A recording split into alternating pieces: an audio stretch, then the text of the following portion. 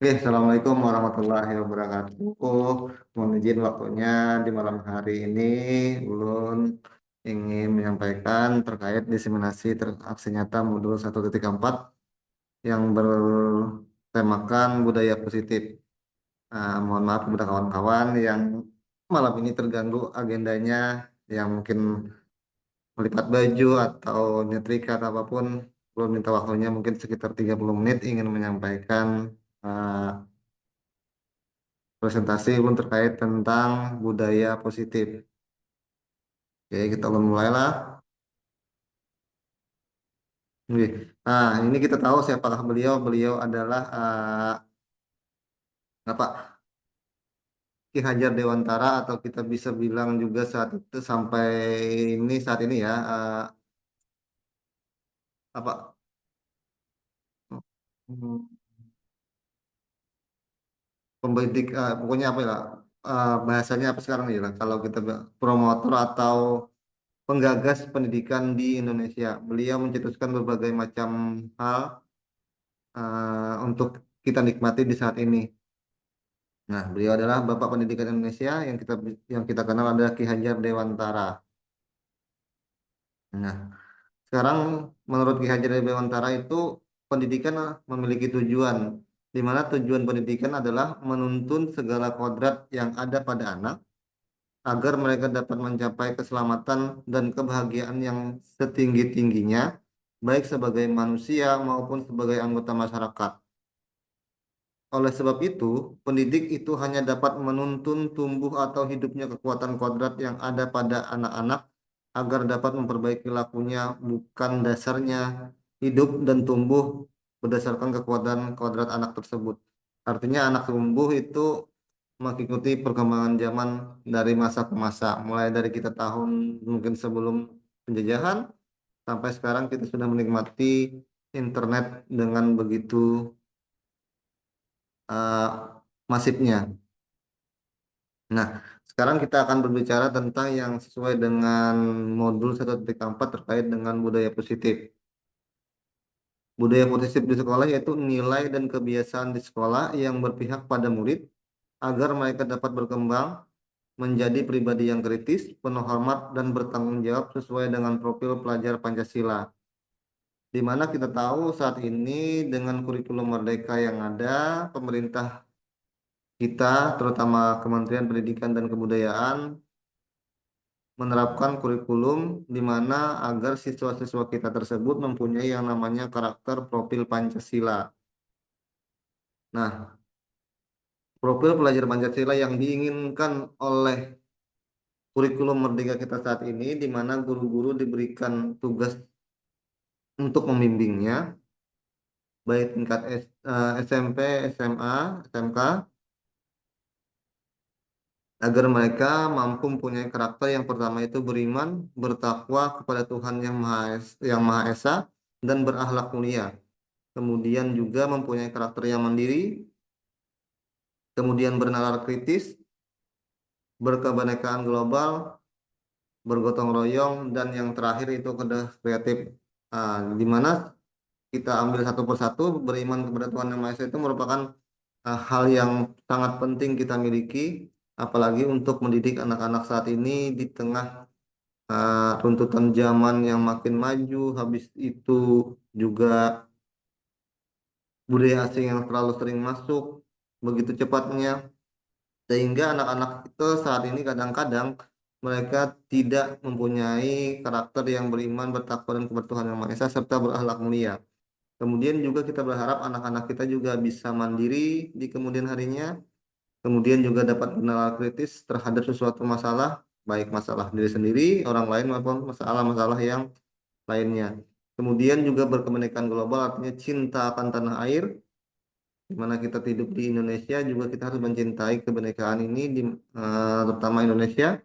Kemudian juga kita berharap anak-anak itu mampu bergotong royong, saling membantu atau turun ke masyarakat dan sebagainya. Juga kita juga berharap anak-anak juga mempunyai yang namanya karakter bersifat kreatif.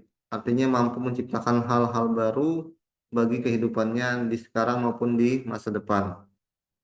Nah, Konsep utama budaya positif itu adalah yang pertama perubahan paradigma belajar, kemudian disiplin positif, yang ketiga itu kebutuhan dasar manusia, yang keempat motivasi perilaku manusia, yang kelima restitusi, posisi kontrol guru, kemudian yang keenam keyakinan kelas, dan yang ketujuh itu adalah segitiga restitusi. Ini merupakan konsep utama atau cara bagaimana kita menerapkan budaya positif di sekolahan. Nah, perubahan paradigma belajar dalam membangun budaya positif, sekolah dapat menyediakan lingkungan yang positif, aman, dan nyaman agar siswa mampu berpikir, bertindak, dan mencipta dengan merdeka, mandiri, dan bertanggung jawab. Disiplin sangat berkaitan dengan kontrol guru terhadap siswa. Anda misalkan seperti ini, kita skip aja. Ini adalah contoh-contoh, misalkan cobalah buka tangan Anda, kemudian kepalkan tangan Anda, kemudian bayangkan bahwa Anda menyimpan sesuatu yang berharga di dalam kepalan tangan Anda tersebut. Anda perlu menjaga benda tersebut sekuat tenaga karena benda tersebut sangat berharga di kehidupan Anda tentunya.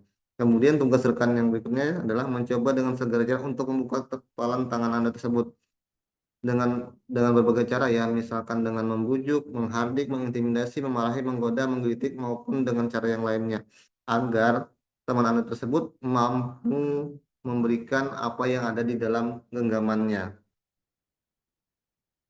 Nah, perubahan paradigma belajar itu adalah terkait dengan perubahan paradigma teori kontrol atau ilusi kontrol. Menurut Dr. William Glasser, ada beberapa ilusi kontrol. Yang pertama, ilusi guru mengontrol murid. Kemudian ada ilusi bahwa semua penguatan positif efektif dan bermanfaat. Kemudian ilusi bahwa kritik dan membuat orang merasa bersalah dapat menguatkan karakter.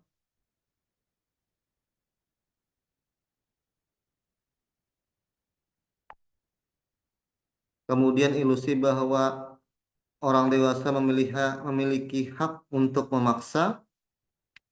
Nah, ini merupakan ilusi kontrol yang dikemukakan oleh William Glasser. Nah, kemudian apa itu disiplin positif?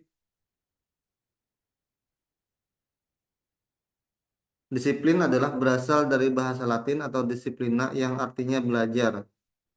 Disiplin diri membuat orang menggali potensinya menuju sebuah tujuan apa yang dia hargai. Nah, ini merupakan disiplin positif. Disiplin positif adalah pendekatan yang menuntun anak agar berdaya kontrol diri dan menguasai diri untuk memiliki tindakan yang mengacu pada nilai-nilai kebajikan. Disiplin positif merupakan komponen utama dan untuk menciptakan budaya yang positif.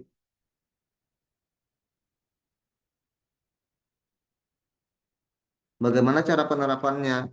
Cara penerapan disiplin yang mengajarkan anak bertanggung jawab dan menumbuhkan kesadaran diri berdasarkan nilai-nilai kebajikan, kemudian membuat murid memahami dan menyadari berdasarkan motivasi internal, bukan hanya karena hukuman, pujian maupun paksaan. Kemudian disiplin diri yang mengontrol dalam melakukan segala tindakan. Jadi, disiplin positif adalah menumbuhkan nilai-nilai kebajikan dalam diri anak berdasarkan motivasi dari dalam dirinya sendiri secara sadar dan tanpa diperintah oleh orang lain.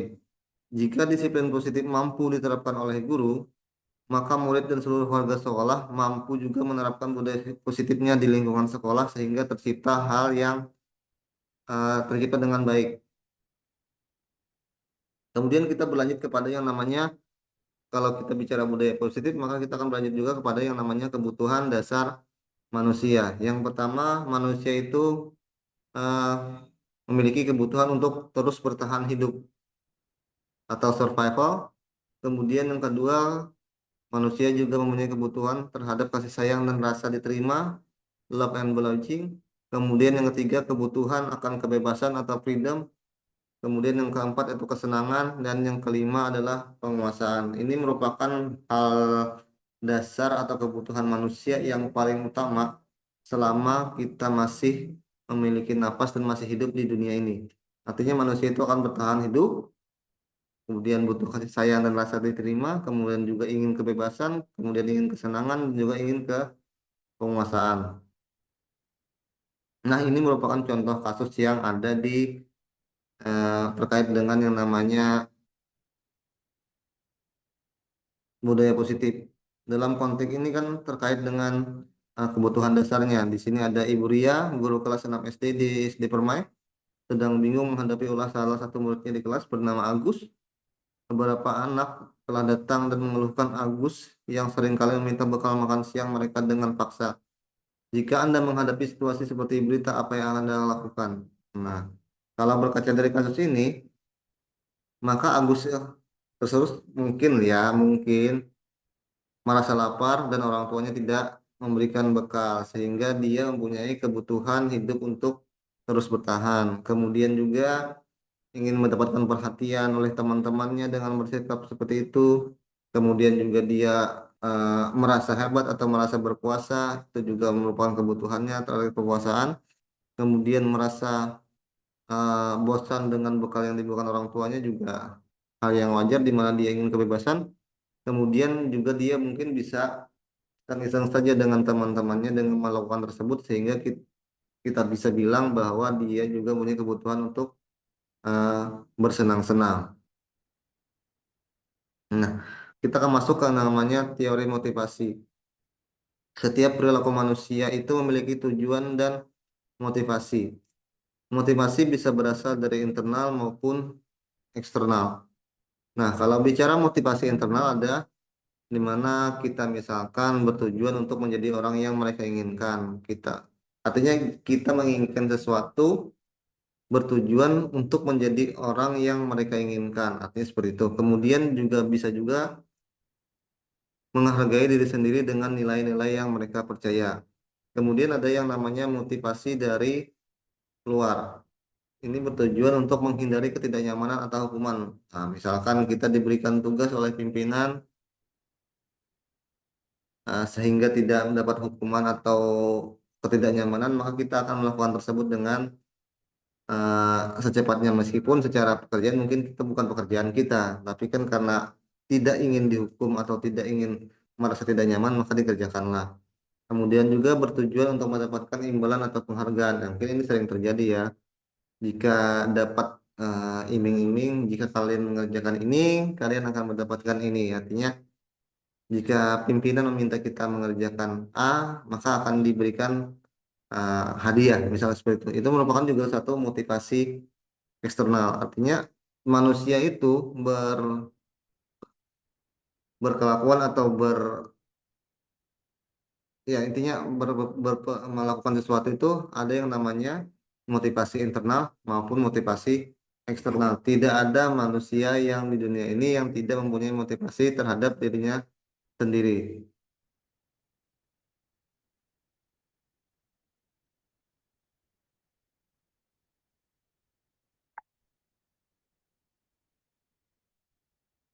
Nah, kita bicara dengan tentang hukuman dan konsekuensi.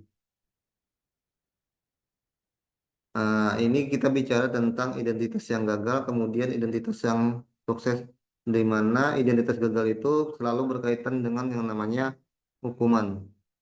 Misalkan murid atau anak belajar menyembunyikan kesalahannya seperti itu, kemudian mencoba mengontrol anak dengan penguatan negatif, membayar impas kesalahan. Dampak pada murid marah, merasa bersalah, rendah diri, dan mengasingkan diri. Ini ciri-ciri identitas yang gagal kalau diberikan hukuman, tiba-tiba tidak diharapkan atau sangat melukai, dibuat guru, menyakitkan guru, dan sebagainya. Kemudian ada yang namanya identitas yang sukses jika kita diberikan kedisiplinan, kemudian konsekuensi dan restitusi. Murid belajar taat peraturan, kemudian mencoba mengontrol anak dengan penguatan positif, kehilangan hak, waktu, dan jeda,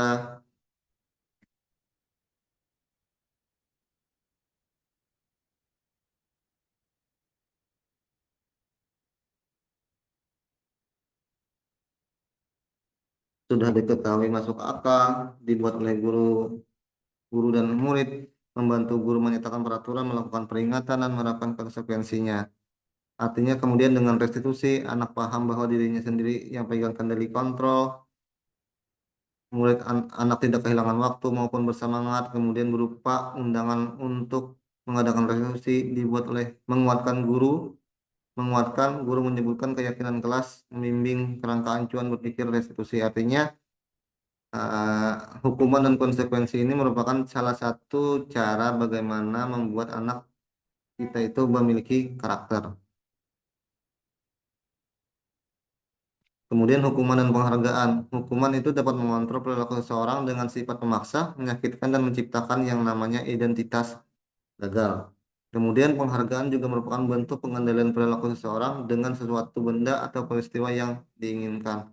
Dalam jangka waktu tertentu, hukuman dan penghargaan akan berdampak pada ketergantungan serta mematikan motivasi peserta didik kalau kita bicara di pendidikan.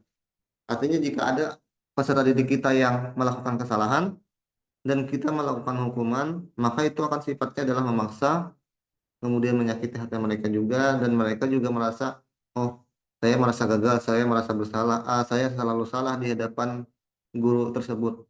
Kemudian dengan cara penghargaan juga mungkin tidak terlalu bagus, karena nantinya anak-anak akan berharap ketika dia melakukan sesuatu, maka akan diberikan penghargaan oleh gurunya.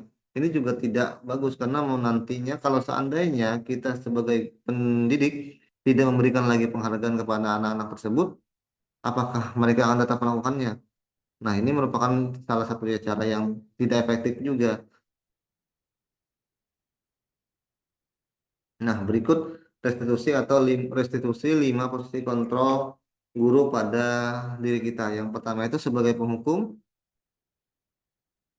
kemudian ada pembuat rasa bersalah, kemudian sebagai teman, kemudian sebagai pemantau, dan kemudian lagi sebagai manajer. Yang saya rasa memang kalau sebagai penghukum di pendidikan tidak terlalu bagus, membuat rasa bersalah. Kemudian juga sebagai teman, kalau kita sebagai pendidik dan peserta didik, memang boleh-boleh saja untuk dekat dengan peserta didik kita, tapi harus ada punya batasan. Jangan sampai nantinya mereka menganggapan bahwa kita ini teman mereka sehingga mereka tidak ada sopan santun lagi terhadap kita. Kemudian sebagai pemantau juga ini tidak layak untuk bukan bukan tidak layak, tidak tepat dilakukan oleh seorang guru ketika mungkin di situasi-situasi tertentu. Yang lebih mementingkan itu adalah sebagai posisi manajer. Nah, berikut contoh-contoh pernyataan-pernyataan posisi kontrol guru ketika terkait dengan pertama itulah membuat orang merasa bersalah itu kita mengucapkan saya kecewa sekali dengan kamu. Kemudian kalau kita mengambil posisi kontrol sebagai penghukum, kamu tidak pernah benar melakukannya. Kemudian jika kita memposisikan diri sebagai teman, ayolah lakukan demi ibu atau bapak. Kemudian sebagai pemantau, apa kamu mau mendapatkan stiker bintang hari ini? Kemudian sebagai manajer, bagaimana kamu bisa menyelesaikan masalah ini? Kemudian yang terakhir itu sebagai penghukum, kamu selalu yang paling terakhir. Ini merupakan contoh pernyataan-pernyataan di mana sesuai dengan posisi kontrol yang ada 5 dimiliki oleh guru. Nah, berikutnya itu adalah terkait dengan keyakinan kelas. Keyakinan kelas adalah nilai-nilai kebajikan atau prinsip-prinsip universal yang disepakati bersama secara universal, lepas dari perbedaan agama, suku, negara, dan bahasa. Menurut Gosen 1998, suatu keyakinan akan lebih memotivasi seseorang dalam intrik. Seseorang akan lebih bersemangat untuk menjalankan keyakinannya daripada hanya sekadar mengikuti peraturan. Nah, ini terkait perbedaan antara peraturan dan keyakinan kelas atau nilai kebajikan jika ada peraturan selalu kembalikan buku di tempatnya, ini kita meyakini adanya keyakinan kelas terkait dengan tanggung jawab. Kemudian dilarang mengganggu orang lain, menghormati orang lain atau dirinya sendiri. Kemudian hadir di sekolah 15 menit sebelum pembelajaran dimulai, menghormati orang lain, komitmen pada tujuan atau berkomitmen ya. Kemudian dilarang melakukan kekerasan, ini meyakini keyakinan kelas terkait keselamatan, menghormati orang lain, dilarang menggunakan narkoba, itu terkait dengan kesehatan, bergantian atau menunggu giliran, menghormati orang lain dan kesabaran, kemudian gunakan masker, kesehatan dan keselamatan, jangan berlari di kelas atau di koridor, ini juga terkait dengan keselamatan dan keamanan.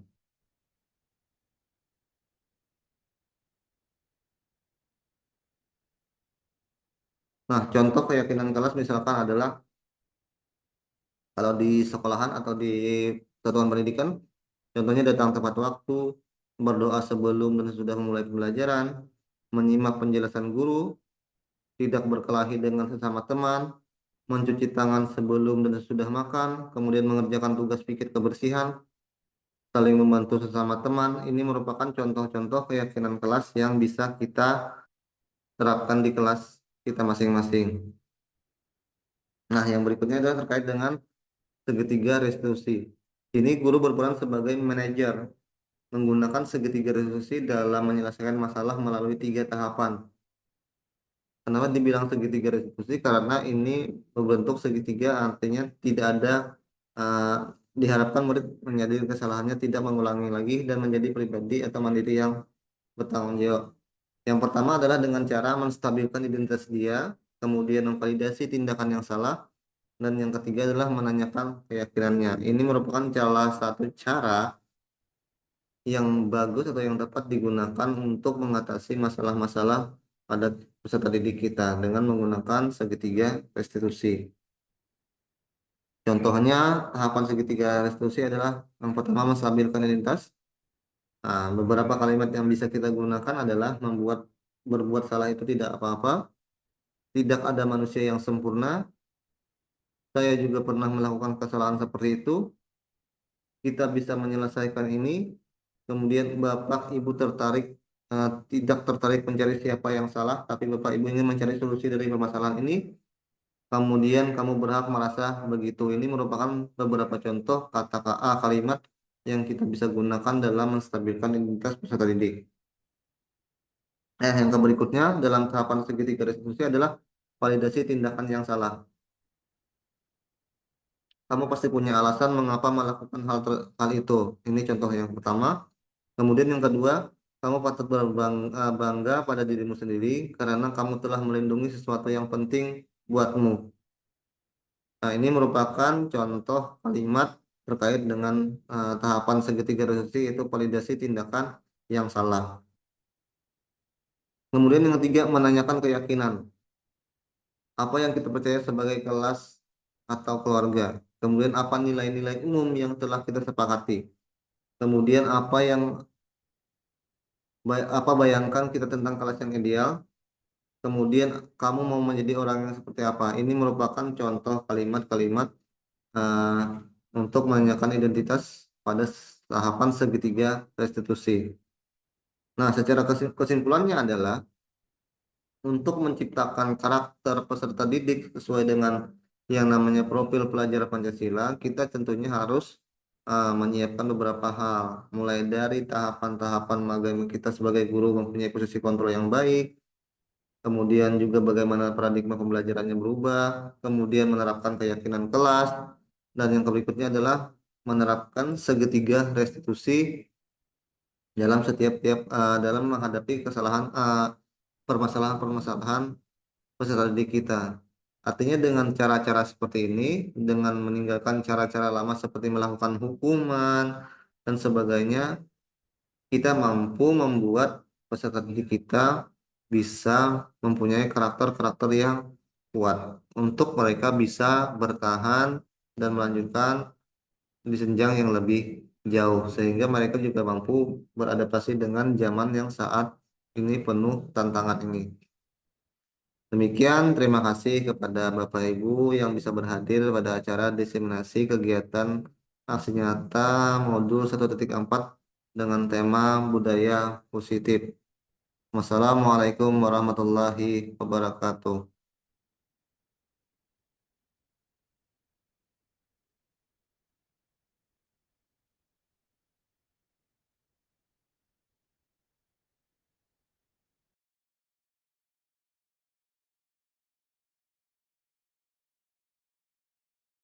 Assalamualaikum warahmatullahi wabarakatuh. Selamat sore Bapak Ibu guru SMA Lina Banjarbaru. Mohon izin minta waktunya sebentar, mungkin sekitar 30 menit untuk saya melaksanakan diseminasi aksi nyata modul 1.4 terkait budaya positif CGP angkatan 11. Nah, Bapak Ibu, apakah ada yang tahu siapa beliau? Ki Hajar Dewantara. Ya, beliau adalah Ki Hajar Dewantara atau Bapak Pendidikan Indonesia yang dari dulu memperjuangkan pendidikan di Indonesia terutamanya. Beliau pencetus berbagai hal terkait dengan bidang pendidikan. Nah, Bapak Ki Hajar Dewantara atau kita bisa singkat itu adalah Ki HD atau Bapak Pendidikan Indonesia. Nah, tujuan pendidikan menurut Ki Hajar Dewantara adalah menuntut segala kodrat yang ada pada anak agar mereka dapat mencapai keselamatan dan kebahagiaan yang setinggi-tingginya baik sebagai manusia maupun sebagai anggota masyarakat. Oleh sebab itu, pendidik itu hanya dapat menuntun tumbuh atau hidupnya kekuatan kodrat yang ada pada anak-anak agar dapat memperbaiki lakunya, bukan dasarnya hidup dan tumbuh kekuatan kodrat anak. Tapi membahas tentang budaya positif. Budaya positif di sekolah yaitu nilai dan kebiasaan di sekolah yang berpihak pada murid agar mereka dapat berkembang menjadi pribadi yang kritis, penuh hormat dan bertanggung jawab sesuai dengan profil pelajar Pancasila. Ini merupakan hal yang dasar yang akan kita ajarkan kepada anak-anak selama mereka melaksanakan pendidikan baik dari SD, SMP, SMA sampai pendidikan kuliah. Artinya budaya positif itu akan terus berkembang. Nah, ini merupakan profil pelajar Pancasila yaitu beriman bertakwa kepada Tuhan Yang Maha Esa, berakhlak mulia, mandiri, bernalar kritis, berkebinekaan global, bergotong royong, serta kreatif. Nah, dalam hal ini budaya positif ada yang namanya konsep utama budaya positif. Yang pertama itu adalah perubahan paradigma belajar, kemudian disiplin positif, ketiga kebutuhan dasar manusia, yang keempat motivasi perilaku manusia, yang kelima restitusi, posisi kontrol, keenam keyakinan kelas, dan yang ketujuh atau yang terakhir adalah segitiga restitusi. Perubahan paradigma belajar dapat membangun budaya positif sekolah yang dapat menyediakan lingkungan yang positif, aman dan nyaman agar siswa mampu berpikir, bertindak, dan mencipta dengan merdeka, mandiri dan bertanggung jawab. Disiplin itu sangat berkaitan dengan kontrol guru terhadap siswa. Bagaimana kita sebagai pendidik bisa mengajarkan hal-hal positif kepada mereka, seperti itu. Tugas Anda adalah mengumpulkan salah satu tangan Anda. Coba Anda bayangkan bahwa Anda menyimpan sesuatu yang berharga di dalam kelopak tangan Anda. Anda perlu menjaga benda tersebut sebuah tenaga agar Anda begitu pentingnya untuk kehidupan Anda. Ini kita lihat aja, artinya menggenggam tangan. Bayangkan bagaimana kita menyimpan sesuatu yang berharga di tangan itu jangan sampai lepas. Artinya seperti itu. Kita next saja. Kemudian dengan membuka kepala tangan Anda, teman Anda misalkan mewujudkan hadis seperti itu. Nah, ini perubahan paradigma belajar. Perubahan paradigma teori kontrol atau ilustrasi kontrol menurut Dr. William Glasser adalah ilusi guru mengontrol murid, kemudian ilusi bahwa semua penguatan positif dan membuat orang merasa bersalah itu dapat menguatkan karakter. Tentunya tidak semua kritik itu bisa membuat orang lebih mampu ya. Maksudnya ada kritik yang membangun, ada juga kritik yang tidak membangun. Yang terakhir adalah ilusi bahwa orang dewasa memilih hak untuk memaksa. Kita sebagai orang yang lebih tua biasanya punya pemikiran bahwa kita bisa memaksa orang yang lebih muda. Apalagi kita sebagai guru, itu tidak bagus, tidak baik sebenarnya. Nah, disiplin apa itu disiplin? Berasal dari bahasa Latin atau disiplina yang artinya belajar. Kemudian disiplin diri membuat orang menggali potensinya menuju sebuah tujuan apa yang dia hargai. Artinya disiplin adalah membuat orang yang mereka hargai. Nah, disiplin positif adalah pendekatan untuk menuntun anak agar berdaya mengontrol diri dan menguasai diri untuk memilih tindakan yang mengacu pada nilai-nilai kebajikan. Disiplin positif merupakan komponen utama untuk menciptakan budaya positif. Yang pertama, cara penerapan disiplin yang mengajarkan anak bertanggung jawab dan menumbuhkan kesadaran diri berdasarkan nilai-nilai kebajikan. Membuat murid memahami dan menyadari berdasarkan motivasi internal, bukan karena hukuman, ujian maupun paksaan. Yang terakhir itu disiplin diri yang mengontrol dalam melakukan segala tindakan. Jadi disiplin positif adalah menumbuhkan nilai-nilai kebajikan dalam diri anak berdasarkan motivasi dari dalam dirinya sendiri secara sadar dan tanpa perintah oleh orang lain. Jika disiplin positif mampu diterapkan oleh guru, murid dan seluruh warga sekolah, maka budaya positif di lingkungan sekolah dapat tercipta dengan baik. Kebutuhan dasar manusia. Kebutuhan pertama adalah kebutuhan untuk bertahan hidup atau survival. Yang kedua, kebutuhan kasih sayang dan rasa diterima atau love and belonging. Yang ketiga, kebutuhan kebebasan atau freedom. Yang keempat, kesenangan atau fun. Dan yang kelima, kepuasan atau power. Ini merupakan 5 hal dasar kebutuhan manusia dalam mereka selama masih hidup. Kalau sudah meninggal tidak ada lagi namanya kebutuhan dasar. Nah, contoh kasus ini adalah Ibu Ria, guru kelas 6 SD di Permai, sedang bingung menghadapi ulas salah satu murid di kelas bernama Agus. Beberapa anak telah datang dan mengeluhkan Agus yang seringkali meminta bekal makan siang mereka dengan paksa. Jika Anda menghadapi situasi seperti Bu Ria, apa yang Anda lakukan? Menurut Anda kira-kira apa alasan Agus melakukan hal itu? Menurut Bu Pia nih, kenapa Agus tuh senang meminta makan kepada kawan-kawannya? Ada kebutuhan dasar yang tidak terpenuhi. Nah ya, mungkin bisa aja kalau di rumahnya tidak punya sarapan atau orang tuanya tidak memasak. Nah, salah satu caranya adalah untuk bertahan hidup ya minta-minta dengan kawan-kawannya di kelas. Nah, itu merupakan salah satu kebutuhan dasar, itu bertahan hidup. Nah, itu merupakan alasan yang masuk akal bagi Agus dilakukan ketika dia meminta makanan kepada teman-temannya. Nah, dalam kasus konteks penerapan disiplin positif, Ibu Ria sebaiknya mencari tahu alasan Agus melakukan tindakan tersebut agar mengetahui kebutuhan mana yang berusaha dipenuhi oleh Agus. Yang pertama tadi, Agus lapar dan orang tuanya tidak membawakan bekal makan siang. Bekal artinya survival, bertahan hidupnya ada. Kemudian teman Agus jadi perhatikan Agus. Artinya kebutuhan dasarnya ada, dia butuh diperhatikan, cari caper dari orang bilang. Yang ketiga, dia merasa hebat karena temannya jadi takut dan memuji kelebihannya. Ya, super power bahasa kita, atau kalau bahasa kerennya sekarang aja membuli ya. Nah, yang ketiga, Agus merasa bosan dengan bekal yang dibawakan orang tuanya. Ya, mungkin kalau hanya tempe tiap hari, ya merasa bosan juga. Agus hanya iseng dan menikmati ekspresi wajah teman-temannya. Ya, ini bercanda lah, biasa. Artinya 5 kebutuhan dasar manusia ini kemungkinan dimiliki oleh Agus. Kita pun juga memiliki kemungkinan 5 hal kebutuhan dasar ini yang sering kita lakukan di ruang guru ini. Nah, motivasi atau teori setiap perilaku manusia memiliki tujuan dan motivasi. Motivasi bisa berasal dari internal maupun eksternal. Kalau motivasi internal itu bertujuan untuk menjadi orang yang mereka inginkan, menghargai diri sendiri dengan nilai-nilai yang mereka percaya. Sedangkan motivasi eksternal itu memiliki tujuan menghindari ketidaknyamanan atau hukuman. Dan yang terakhir bertujuan untuk mendapatkan imbalan dan pengetahuan atau penghargaan. Artinya kalau internal itu untuk diri sendiri, sedangkan eksternal itu dari orang lain. Hukuman dan konsekuensi, identitas yang gagal, identitas yang sukses. Nah, bisa di sini kalau anak-anak itu kalau menerima hukuman pastinya takut, pasti alasannya adalah menyembunyikan kesalahannya, kemudian mencoba mengontrol, habis itu takut juga dengan gurunya.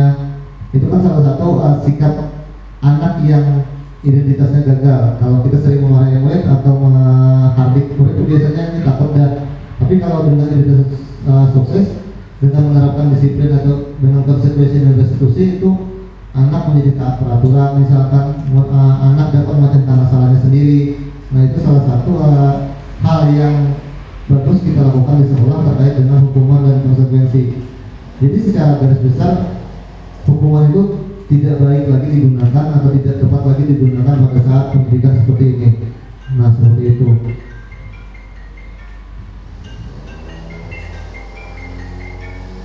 Nah, berikutnya lagi ini adalah hukuman mengontrol perilaku seseorang dengan sifat memaksa, menyakitkan dan menciptakan identitas yang gagal. Penghargaan merupakan bentuk pengendalian perilaku seseorang dengan suatu benda atau peristiwa yang diinginkan. Restitusi atau 5 posisi kontrol guru. Yang pertama itu adalah penghukum, pembuat merasa bersalah, teman, pemantau, dan manajer. Ini merupakan 5 posisi kontrol yang dimiliki oleh guru. Nah, posisi kontrol guru itu seperti ini. Dalam pernyataan-pernyataannya, saya kecewa sekali dengan kamu. Kamu tidak pernah benar melakukannya. Ayolah lakukan demi ibu. Apakah kamu mau mendapatkan stiker bintang hari ini? Kemudian siapa yang mengatakan itu adalah pembuat merasa bersalah, kemudian penghukum, teman, manajer dan penghukum ini merupakan contoh-contoh kalimat sesuai dengan posisi kontrol yang ada atau 5 posisi kontrol yang ada. Nah, berikutnya itu terkait dengan keyakinan kelas. Keyakinan kelas adalah nilai-nilai kebajikan atau prinsip-prinsip universal yang disepakati bersama secara universal, lepas dari perbedaan agama, suku, negara, dan bahasa. Menurut dosen, suatu keyakinan akan lebih memotivasi seseorang dari dalam intrinsik. Seseorang akan lebih bersemangat untuk menjalankan keyakinannya daripada hanya sekedar mengikuti peraturan. Artinya keyakinan kelas ini lebih bagus daripada peraturan kelas. Meskipun peraturan kelas menciptakan kedisiplinan di kelas juga menciptakan keyakinan kelas yang lebih bagus lagi. Awalnya kan peraturan dulu, baru ada yang namanya keyakinan kelas. Nah, ini bedanya. Peraturan kan selalu kembalikan buku ke tempatnya. Kalau berbicara keyakinan kelas itu adalah tanggung jawab. Artinya ketika kita minjam buku di perpustakaan, kita harus bertanggung jawab mengembalikannya lagi ketika buku itu selesai digunakan. Hadir di sekolah itu disiplin, kemudian tidak ramah mengganggu orang lain, itu menghormati orang lain dan diri sendiri. Tahapan segitiga itu menstabilkan itu berbuat salah itu tidak apa-apa, tidak ada manusia yang sempurna. Saya juga pernah melakukan kesalahan. Ini contoh-contoh kalimat-kalimat yang bisa kita gunakan untuk dalam menstabilkan identitas siswa peserta didik ketika dia melakukan kesalahan.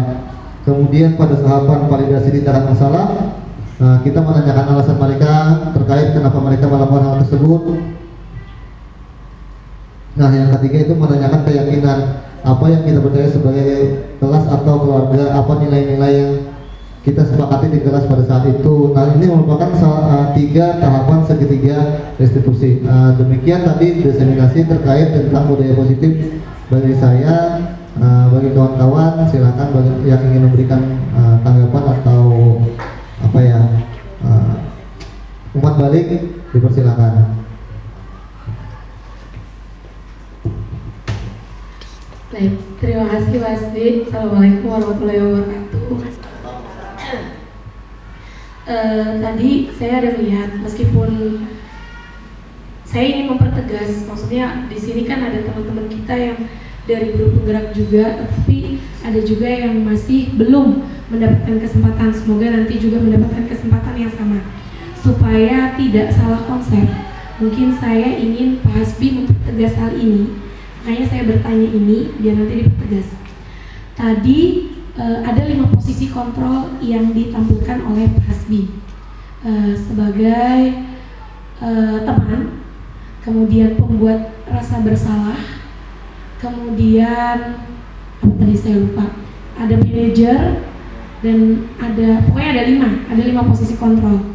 Nah dari sini menurut Pak Hasbi, apakah 5 posisi kontrol ini yang Pak Hasbi dapatkan dari pendidikan sebelumnya, maksudnya yang sudah Pak Hasbi dapatkan dari mulai dari diri dan lain sebagainya, dari ke-5 posisi kontrol ini, apakah kelima-limanya ini memang baik untuk menciptakan suatu disiplin positif, atau menurut Pak Hasbi ada beberapa nih yang memang perlu kita rubah dari paradigma lama menjadi paradigma baru, membentuk budaya positif bersama di sekolah. Seperti itu, bisa dipahami Pak? Oke, terima kasih Pak. Oke, terima kasih Bu Sentar. Ini kalau pandangan ulun pribadi ya, kalau tidak melihat dari yang ulun sama, ya ini ulun dapat pun juga ketika melakukan kegiatan CGP. Tapi kalau ulun bersikap pribadi, ulun akan melakukan yang namanya adalah posisi manajer saja. Karena ulun akan menanyakan, kalau ulun menanyakan sebagai penghukum, rasanya tidak tepat untuk bagi guru untuk selalu menghukum siswa yang bersalah. Kemudian juga sebagai teman, kita sebagai guru pun tidak tepat juga kalau bersikap ke semua peserta didik itu tidak ada batasan. Artinya kita harus punya batasan antara guru dan pendidik. Memang bagusnya antara guru dan pendidik, antara peserta didik dan pendidik itu bisa saling ngobrol dan sebagainya, tapi kan punya batasan, tidak ada yang tanpa batasan. Kemudian sebagai pemantau, kalau pemantau ini sebagai kepala sekolah sih tentunya tidak sebagai guru.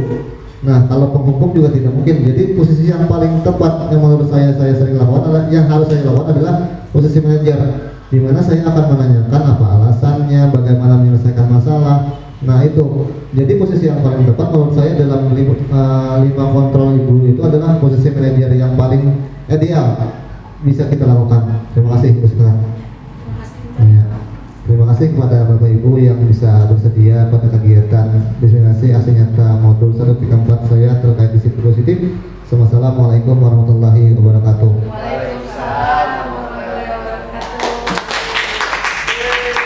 Dengan kelas kemudian kecerdasan klinik datang tepat waktu, berdoa sebelum dan sudah mulai pelajaran, menyimak penjelasan guru, tidak berkelahi dengan sesama teman, mencuci tangan sebelum dan sudah makan, mengerjakan tugas pikir kebersihan, saling membantu sesama teman. Ini merupakan contoh keyakinan kelas yang mungkin bisa diingat secara mudah. Tidak perlu banyak, tapi bisa mendalam kepada siswanya. Nah ini terkait dengan segitiga restitusi